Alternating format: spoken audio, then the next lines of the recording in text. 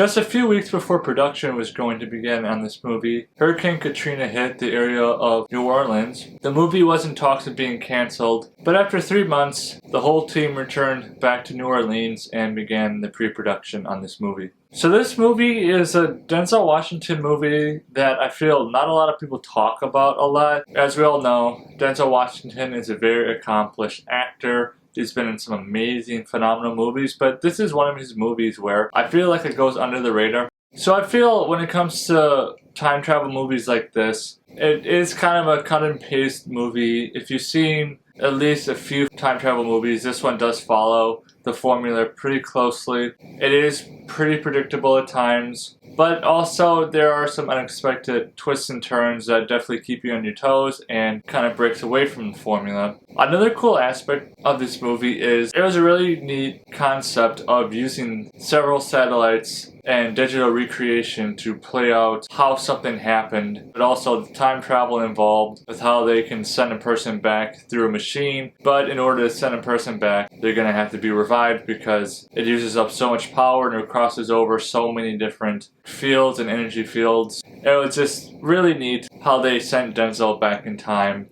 to try to stop this explosion. There were times in this movie I felt like it was giving me a little bit of a Somewhere in Time vibe, if anyone's ever seen that movie. It seemed like Denzel Washington was taking on a lot of guilt around the death of all the people on the ferry, and especially the death of Claire. And there's a scene where Claire's looking at the screen and Denzel's looking back at her, and this is when they're playing it back from 4 days ago when she was still alive. And the way they're looking at each other, it reminded me a lot of Somewhere in Time, where Christopher Reeve wants to go back in time to meet a woman that he never even knew. I mean, Denzel never even knew this woman, yet he feels guilt and he feels like he has to save her. So he's got like that hero complex going. But it makes for a really intriguing character and a really intriguing relationship that is built because of Denzel's desire to go back and try to stop this terrible thing from happening. I felt like the pace was pretty good.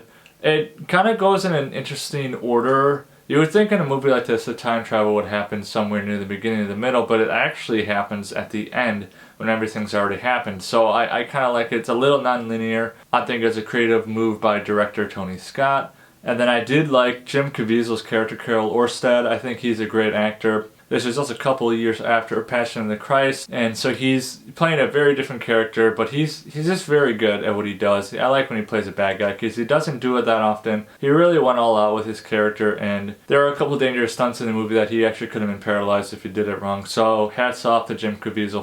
Really the only issue I have with this movie, I felt the storyline was a little lacking because it felt very cut and paste, predictable. But other than that, it's a solid film. It's a fun movie to watch if you're into time travel movies. It's on Hulu. Check it out as soon as you can. So for DeJa Vu, I'm going to give it a 7 out of 10 Mudflaps. And remember, leave me a thumbs up and drop in the comments below. What is your favorite movie about time travel? See you next time.